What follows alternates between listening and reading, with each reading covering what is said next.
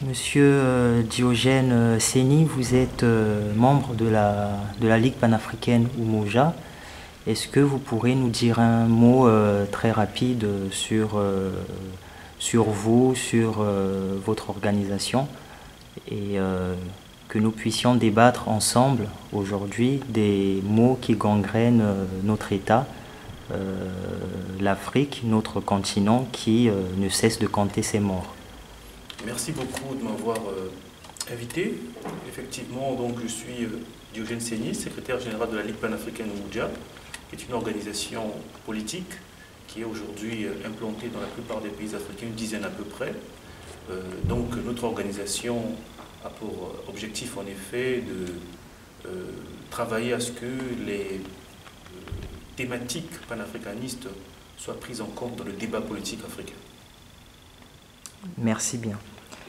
Alors, dans la plupart des médias aujourd'hui, nous suivons avec beaucoup d'attention la situation du Congo-Brazzaville, au Congo où, pour certains, nous avons l'homme fort, le panafricaniste, M. Sassou Nguesso, qui, vous avez l'information très certainement, donc, a décidé d'organiser un référendum le 25 octobre.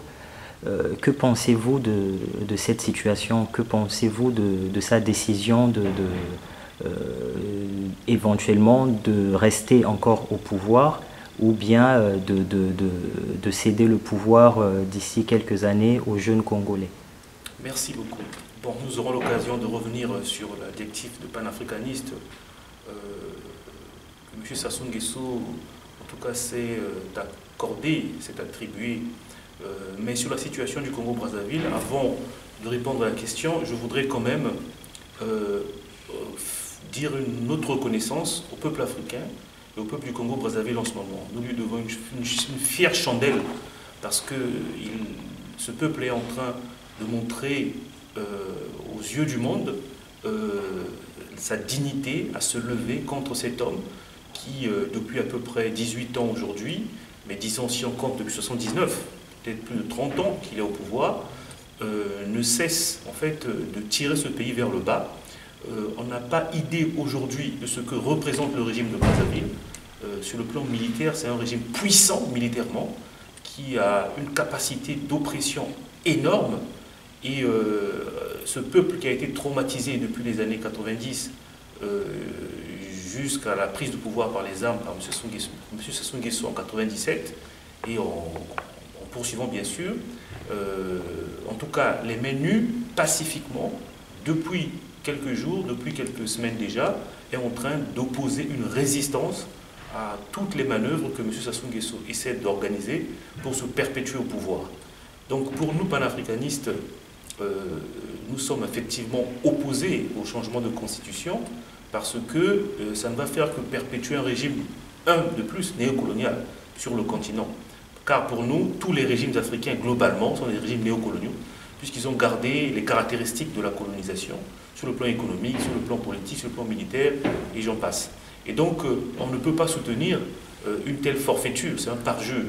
Au-delà du régime de Sassou Nguesso, c'est quasiment tous les régimes africains qui sont pour nous des régimes qui doivent partir pour permettre le développement du continent. Donc, je résume en disant que nous sommes derrière le peuple congolais, tous nos militants qui sont à Brazzaville, qui sont au Burkina, qui sont au Burundi, un peu partout, nous leur disons de se mettre aux côtés des peuples africains qui aujourd'hui luttent pour que ces régimes tombent, parce qu'il faudrait que ces régimes tombent justement. Je vous remercie. Vous avez dit tout à l'heure que le président Sassou Nguesso a tendance à mettre en place des stratégies qui pourraient éventuellement tirer le Congo vers le bas. Et pourtant, quand on essaie de faire une analyse sur 5 ou 10 ans, on constate quand même qu'il y a une certaine stabilité au Congo, une stabilité. Il n'y a pas de troubles militaro-politiques de grande envergure comme on a l'habitude de le voir par exemple en République centrafricaine ou dans d'autres pays de l'Afrique de l'Ouest. En tout cas, on peut parler de la stabilité d'intimidation. La stabilité d'intimidation ou d'une paix armée. parce qu'il n'y a pas de stabilité réellement au Congo. Il n'y a pas la paix dans les cœurs. Quand on va au Congo-Brazzaville, on sait bien comment les gens étaient inquiets. Oui, si on fait un bref rappel du parcours de M. Sassou Nguesso, on ne peut pas penser que c'est un homme de paix. Il est arrivé dans l'arène politique un peu par accident, c'est suite au coup d'État de Marien Ngouabi dans les années 69, et il s'est comme ça, il a été projeté dans l'appareil d'État, notamment dans les renseignements militaires. On ne lui connaît pas un passé de jeune militant pour une cause sociale, une cause syndicale, une cause intellectuelle pour laquelle il serait prêt à donner sa vie. Non, c'est par un accident de l'histoire, parce qu'il se retrouvait là au sein des forces armées, à l'époque le peu d'officiers, de jeunes officiers qui existaient. Il s'est retrouvé donc au sein de l'appareil d'État. Et M. Sassou Nguesso, c'est ainsi qu'il s'est attribué, en tout cas, des places de choix dans l'arène politique. Et chaque fois qu'il a été en charge, en tout cas, des questions stratégiques militaires du pays, ça se finissait toujours dans le sang. Après l'arrivée de Marien Ngouabi au pouvoir, les premiers événements où M. Sassou s'est illustré en tant que responsable des renseignements militaires, c'est les événements du M22 en 72. D'après Isabelle Halimi, qui a été l'avocate des rescapés du M22, elle signale par exemple que sur la seule nuit du 22 février, M. Sassou Nguesso et Yombi Opango à l'époque ont fait 1600 arrestations, sans compter des assassinats à cette époque-là. En 77, lorsque le président Marien Ngouabi a été assassiné, tout porte à croire aujourd'hui, avec la conférence nationale, les révélations qui ont eu lieu, que c'est bien l'entourage de Marien Ngouabi, donc les M. Sassou, les M. Yombi qui sont concernés. Il y a eu des arrestations. Il y a eu un président de la République qui a été tué pendant ces jours-là, Massamba Deba, l'ancien président Massamba Deba.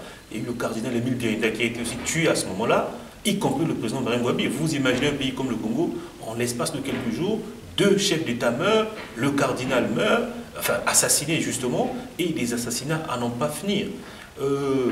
En 91-92, lorsque la conférence nationale a été organisée au Congo, on a dénombré près de 3000 morts sur le seul règne de M. Sassou entre 79 et 90-91.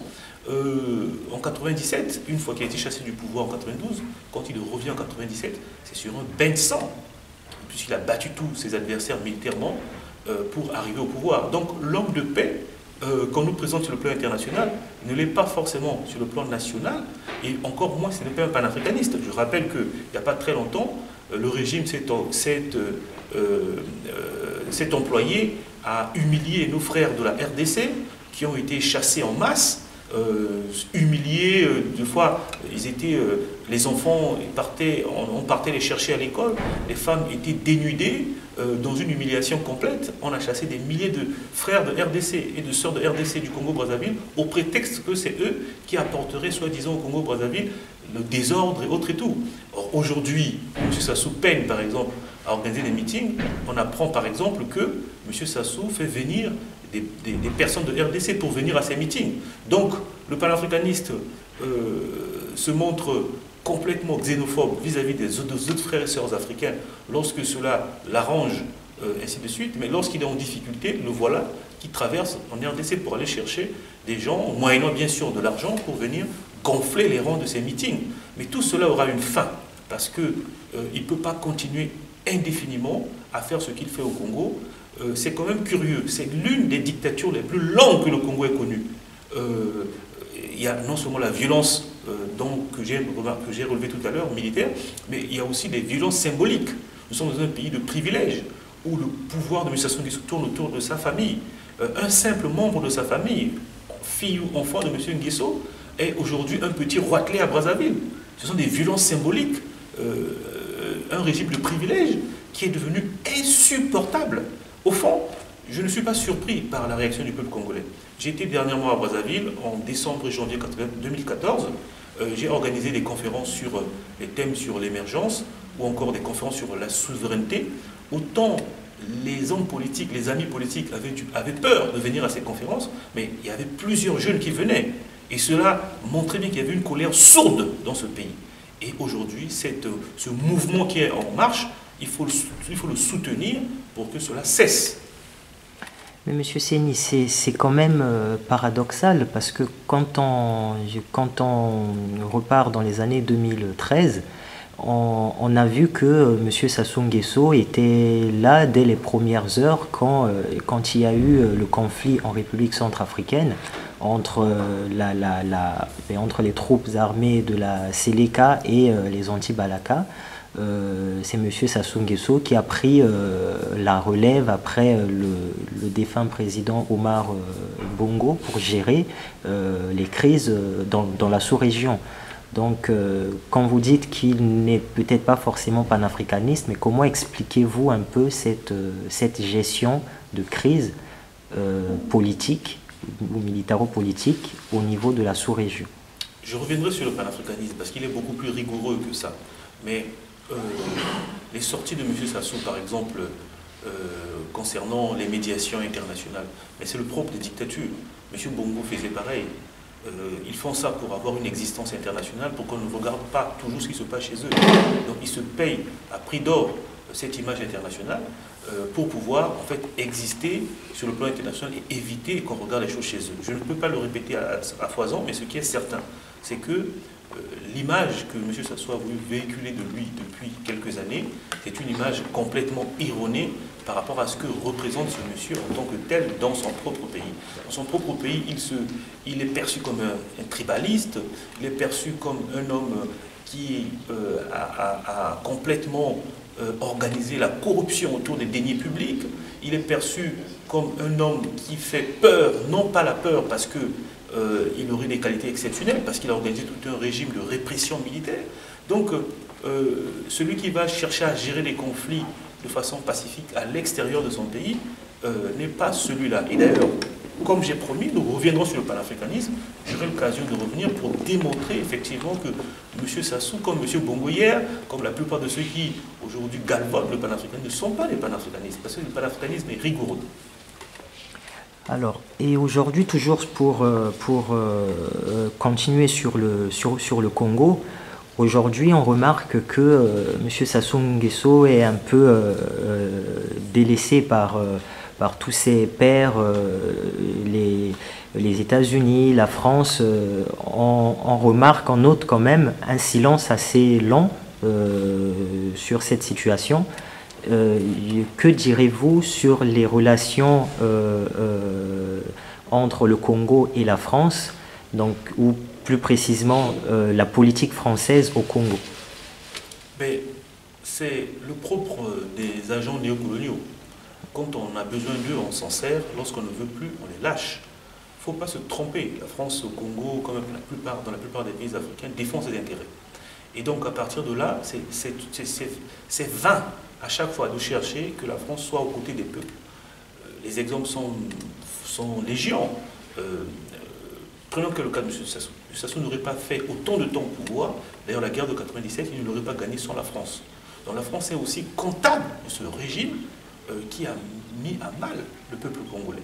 Donc aujourd'hui, chercher l'appui de la France pour lui demander de partir, c'est comme si on demandait à un acteur de la dictature du Congo de devenir aujourd'hui arbitre. Vous voyez ce qui se passe. Donc on ne peut pas condamner M. Sassou d'une part et puis la France de l'autre côté. Et si vous regardez le régime Bokassa, c'est la France qui avait installé Bokassa pendant des années.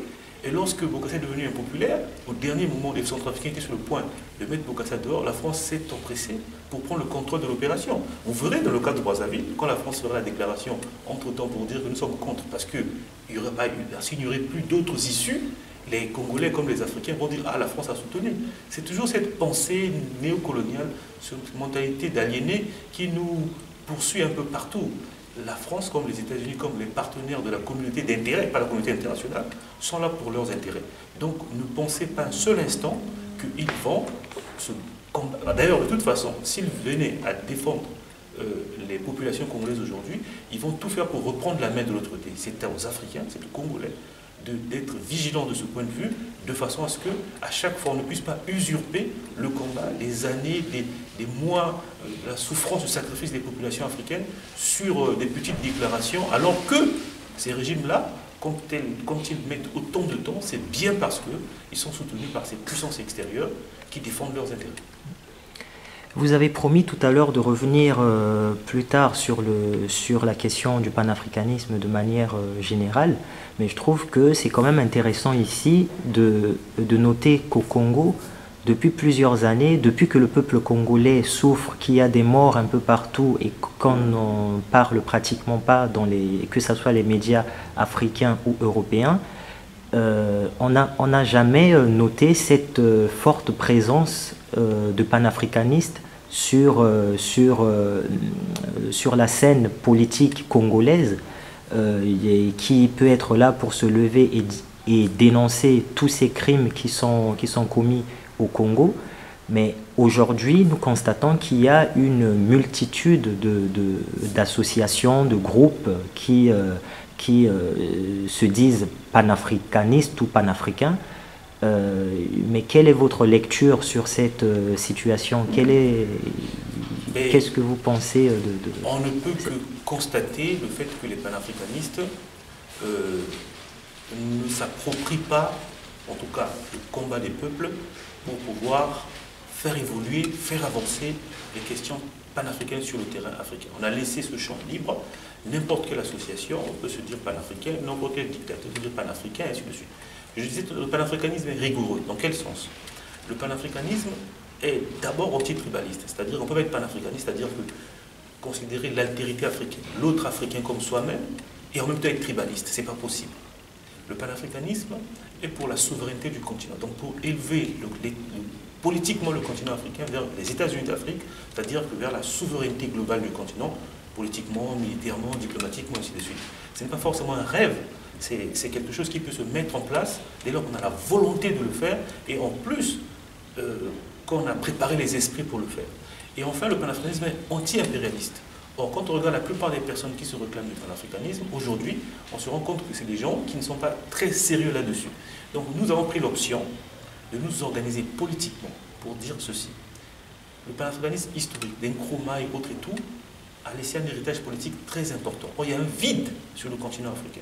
Et ce vide fait qu'il n'y a aucun parti, par exemple, qui n'assume le fait que nous devons, dans la zone franc en particulier, nous devons arrêter cette répression monétaire du franc CFA. Il n'y a aucun parti qui n'assume le fait que nous devons faire de nos constitutions, on en reviendra, on en parlera tout à l'heure, que nous puissions réapproprier nos matières premières, que nous puissions transformer ces matières premières localement pour résorber le problème épineux du chômage. Parce que ces matières premières qui sortent de façon brute, alors qu'on peut les transformer sur place, ainsi alimenter l'économie primaire, l'économie secondaire et l'économie primaire, tertiaire, ça permettrait à l'Afrique de pouvoir résorber globalement sur le problème du chômage.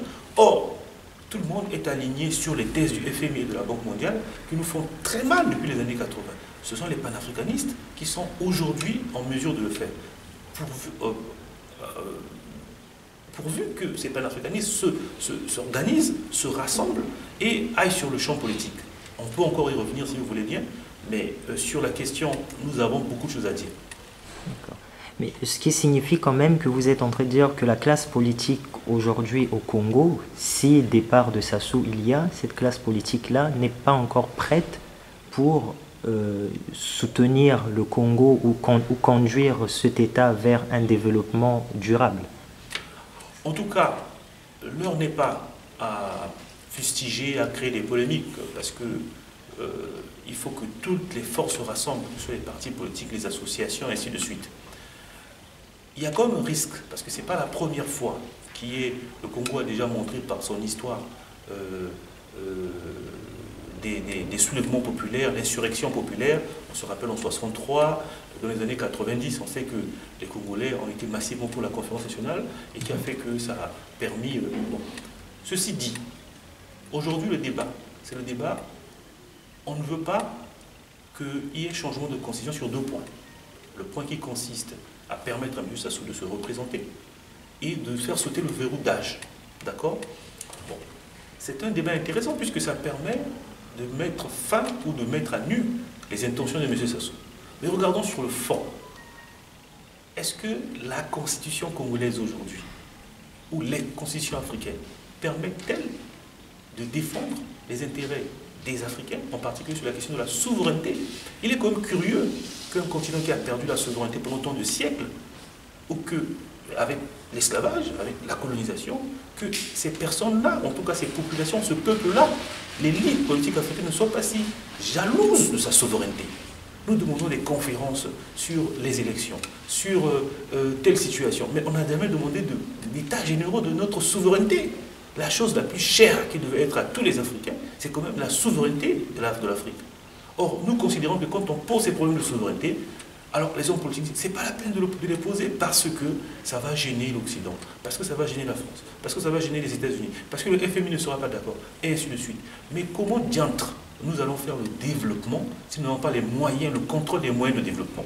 Est-ce qu'on peut se développer aujourd'hui en maintenant nos structures économiques comme des structures qui sortent des matières premières de façon brute sans les transformer sur place? Est-ce qu'on peut maintenir, on peut faire le développement aujourd'hui si on ne pose pas concrètement la question de la monnaie? Est-ce qu'on peut faire le développement aujourd'hui si on ne pose pas la question de la dette odieuse, les dettes odieuses que subissent les populations africaines, des dictatures dont tout le monde sait que ces dettes ne sont pas remboursables, mais on continue à priver les populations des droits économiques et sociaux en remboursant ces dettes parce que le FMI ne sera pas d'accord, parce que nous serons mis sur le banc de la communauté internationale. C'est pourquoi nous disons M. Sassou doit partir. Ce n'est pas négociable. Ce n'est même pas une question de constitution. Mais si on en reste là, c'est comme si c'était une constitution, on va dire, comment on appelle ça, c'est une alternance unique.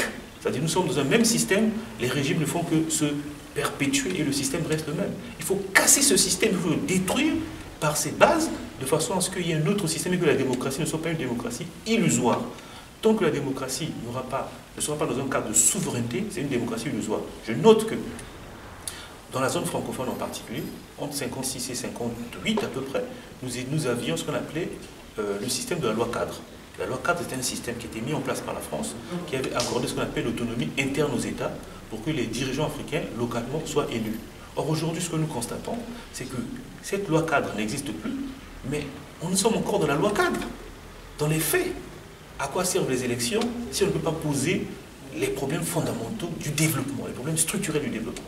C'est toute la question. Donc il y a le risque que demain, on en soit encore à se plaindre parce que les sacrifices qui se font aujourd'hui ne seront pas à la hauteur des défis et des attentes des Congolais. Mais ce n'est pas que des Congolais. Vous regardez, partout où il y a eu des manifestations, où il y a eu des régimes qui sont tombés. Quand Bozizé est arrivé, on a dit qu'il était libérateur. Il a fait 10 ans sans poser ces problèmes-là. Et il est parti. Et ainsi de suite un peu partout. Nous devons poser ces problèmes fondamentaux pour que le sacrifice de nos peuples serve à quelque chose. Nous reviendrons tout à l'heure en détail sur la question du développement, mais juste pour faire le parallèle un peu avec la situation du Congo, ne pensez-vous pas qu'il y a un risque comme ce qu'on a connu aujourd'hui au niveau du Burkina Faso? Au Burkina Faso, le peuple s'est levé, ils ont décidé de faire partir M. Blaise Compaoré, et on a vu qu'il y a eu quand même il y a eu plusieurs manifestations, des cascades d'événements, et la situation jusqu'à ce jour n'est pas ce que nous souhaitons tous. Mais ne pensez-vous pas qu'il y a ce risque-là qui pourrait éventuellement être constaté au niveau du Congo?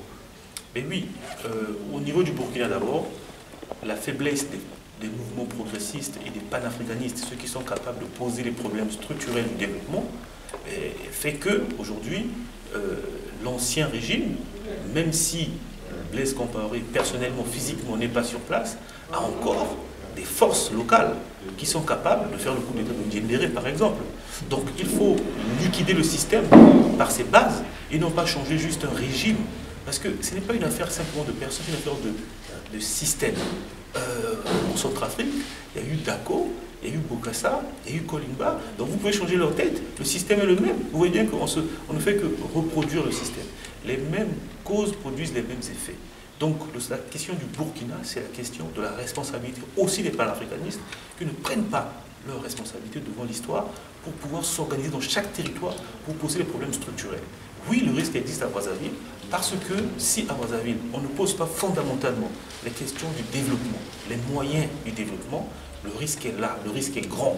Et il ne faut pas décevoir ce peuple, parce que le sacrifice aujourd'hui que le peuple donne ne doit pas être déçu.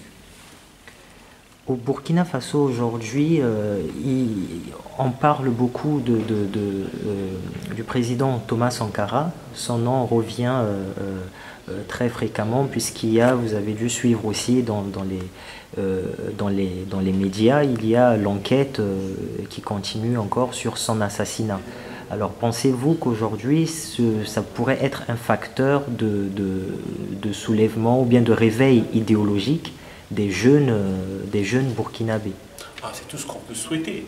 Il ne faut pas qu'il y ait un Sankara chaque 20 ans, chaque 30 ans. Il faut qu'il y ait des milliers de Sankara sur le continent pour qu'on ose inventer l'avenir, comme il disait lui-même. C'est-à-dire que le procès qui va suivre l'affaire Sankara ne doit pas juste être un procès pour punir les gens qui ont logé les balles dans le corps, je dirais, sacré de Sankara, puisque Sankara, ce n'est pas un corps physique, Sankara, ce sont des idées, c'est un esprit, en quelque sorte. Il faut que cet esprit, au-delà du Burkina, jaillisse pour que la question de la dignité, la question de la traîtrise soit mise au centre, parce que l'affaire de Sankara révèle aussi au plus haut niveau, ce que nous appelons la traîtrise en Afrique. Cette traîtrise existe. Je rappelle que dans les années 50, nos parents, nos anciens se sont battus pour les indépendances. Ce qui s'est passé, c'est qu'en notre sein, dans chaque territoire africain, il y a eu des traîtres, et ces traîtres ont signé des accords, et ça a permis de perpétuer le régime colonial. Sous la forme, on a dit hier, du néocolonialisme, aujourd'hui on parle de France-Afrique, que ce soit dans les territoires francophones, soit dans les territoires anglophones, l'Occident a repris la main sur ces territoires africains. Donc, la question du procès de Sankara doit effectivement faire rejaillir l'esprit, l'idée Sankara, l'idée Lumumba, pour que la jeunesse africaine soit, on va dire, imbue de ses idées face aux intérêts de leur population. Et je dirais même, pour faire encore un point sur le Congo, certainement, M. Sassou compte sur l'armée, qui va se lever certainement pour le défendre, comme il a toujours fait. Cette armée qu'il a, on va dire, construite pour lui. J'en appelle à ces forces armées que votre esprit patriotique va aider à faire avancer ce pays. Prenez exemple sur le militaire Sankara, qui disait justement qu'un militaire sans formation patriotique est un criminel en puissance. Vous serez des criminels en puissance si demain, face aux populations, à vos frères et sœurs qui se battent pour mettre fin à cette dictature, vous levez vos armes contre eux. Et vous serez punis et vous serez condamnés à jamais devant l'histoire. Merci bien. Au niveau du Burkina Faso, toujours, est-ce que croyez-vous en une chance qui pourrait être donnée encore à nouveau à ce régime en place? Est-ce que vous pensez que avec cette situation un peu confuse de coup d'État qu'il y a eu et tout de suite un revirement encore de la situation par la suite, est-ce que vous pensez que c'est qu'on pourrait donner une chance à ce régime-là? Mais en tout cas, le sort du Burkina Faso dépend, encore une fois, de son peuple. On a vu comment son peuple s'est montré digne pour faire fuir Blaise Compaoré. On a vu comment ce peuple, à travers l'armée, s'est montré digne pour mettre en échec le coup d'État de l'ancienne garde présidentielle, cette fameuse garde prétorienne. Et donc, il y a une chance. Évidemment, ce n'est pas pour rien que les Burkinabés se réveillent. C'est bien parce qu'il y a aussi un Sankara qui est passé par là. Cet esprit qui est en eux, il faut que cet esprit soit plus fort. Mais je pense qu'on ne peut pas parier sur le hasard en politique. En politique, il faut parier sur l'organisation, la rigueur de l'analyse. Je pense que si les panafricanistes burkinabés ne se lèvent pas, nous paierons encore cher et nous serons, nous autres panafricanistes, comptés parmi les responsables du chaos de notre continent. On ne peut pas s'exonérer de ça en faisant des discours sur le fait qu'il nous faut nous rassembler, il nous faut nous unir, il nous faut recouvrer notre souveraineté, il nous faut, sans mettre les moyens en place. À la Ligue panafricaine de Moudia, nous essayons, nous avons commencé. Alors, nous allons quitter le Burkina Faso pour aller juste à côté, en Côte d'Ivoire. En Côte d'Ivoire, aujourd'hui, il y a des élections qui sont aussi en vue. Est-ce que vous pouvez dire un mot sur la situation ivoirienne?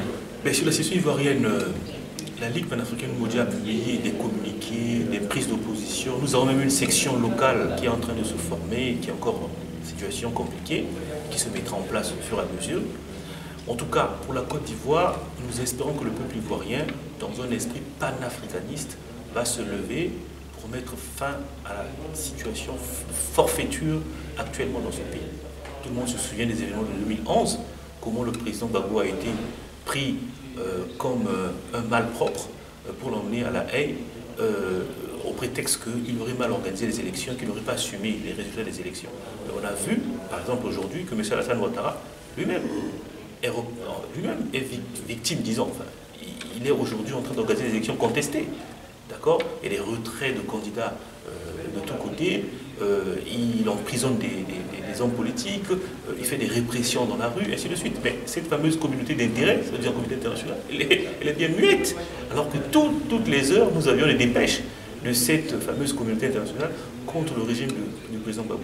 Donc, nous, en tant que panafricanistes, nous ne voulons pas qu'il y ait des développements de conscience micronationalistique dans chaque pays, parce que c'est ça qui nous enferme dans l'isolement. Dans le cas de la Côte d'Ivoire, nous pensons que c'est l'esprit panafricaniste. Il faut s'élever sur les questions identitaires pour pouvoir poser les problèmes fondamentaux du développement de la Côte d'Ivoire. Les problèmes d'unité du continent africain. C'est à ce prix que les Ivoiriens vont réussir à trouver des solutions chez eux. Je ne suis pas sûr que c'est parce qu'on va indexer un MOSI ou un BT ou un, comment on appelle, autre, qu'on va trouver la solution. Le problème de la Côte d'Ivoire, fondamentalement, c'est le problème des moyens du développement, les problèmes de la maîtrise des moyens de développement pour régler les problèmes qui sont en fait des problèmes généraux de la sous-région. La Côte d'Ivoire ne fait que hériter les problèmes de la sous-région. Quand vous parlez de problème de la sous-région, ce qui signifie aujourd'hui que la Côte d'Ivoire a aussi un rôle à jouer dans la situation qui prévaut au Burkina Faso. Ah, bien sûr, la question du Burkina est liée à la question de la Côte d'Ivoire, nécessairement. On ne peut pas aujourd'hui, sauf à se fermer les yeux, ne pas regarder du côté d'Abidjan pour expliquer les derniers soubresauts qui ont eu lieu, gros soubresauts d'ailleurs, qui ont eu lieu au Burkina Faso. Un président comme Blaise Compaoré, dont tout le monde connaît la capacité de nuisance pendant longtemps, d'abord vis-à-vis de Sankara, vis-à-vis de toute la sous-région, il a quand même hébergé les rebelles ivoiriens par le passé. Ce même chef d'État aujourd'hui en Côte d'Ivoire, on va dire soutenu par un régime qui lui doit tant, ne peut que faire des manœuvres pour pouvoir déstabiliser la situation du Burkina Faso et espérer ainsi revenir au pouvoir. Donc, sauf à fermer les yeux. Aujourd'hui, la Côte d'Ivoire joue ce rôle malheureux de déstabiliser le Burkina Faso, comme le Burkina Faso a déstabilisé hier la Côte d'Ivoire. On voit bien que nous avons tellement un destin lié que c'est le panafricanisme qui nous servira de solution et d'issue. Alors, justement, je reste sur vos mots, vous parlez de destin lié. Nous avons commencé à parler des élections un peu partout en Afrique et de la situation politique qui n'est pas stable de manière générale. Alors, on ne va pas oublier aujourd'hui le Burundi qui sort d'une crise ou qui est en train de chercher à sortir plutôt d'une crise post-électorale. Quelle est votre lecture de la situation burundaise ? C'est le constat que les régimes africains, du point de vue panafricaniste, qui sont des régimes néocoloniaux, donc le Burundi n'échappe pas à la règle, quelle que soit la forme d'élection, fait que le président Nkurunziza a fait toutes les manœuvres possibles pour pouvoir se perpétuer au pouvoir, pour pouvoir se représenter et évidemment rester au pouvoir. Bon, donc nous ne pouvons qu'être du côté du peuple burundais, tout confondu, car on sait bien que le problème du Burundi n'est pas à dissocier avec les problèmes qui ont été particuliers, notamment liés aux questions d'identité Tutsi-Hutu, encore avec le Rwanda, puisque vous savez bien que le président Kagame avait déclaré, lorsque les soubresauts, les événements ont commencé au Burundi, que si les Tutsis sont menacés au Burundi, il interviendra. La situation du Burundi. Au Burundi, ce sont autant les Hutus et les Tutsis qui sont victimes du parjure du président Nkurunziza. Donc, intervenir dans ce sens-là, ça pose des problèmes. Et vice-versa. Donc, il ne faudrait pas que le Burundi non plus soutienne les Hutus du Rwanda pour pouvoir déstabiliser le Rwanda ou bien créer une tension sur le Rwanda. Donc, je crois que la situation de la sous-région est tellement dangereuse. Il n'y a qu'un esprit panafricaniste qui respecte, qui considère l'autre, l'altérité africaine, comme soi-même pour régler ces problèmes-là. Évidemment, nos divisions font que les puissances extérieures manipulent des deux côtés et ça ne fait que complexifier le problème de la sous-région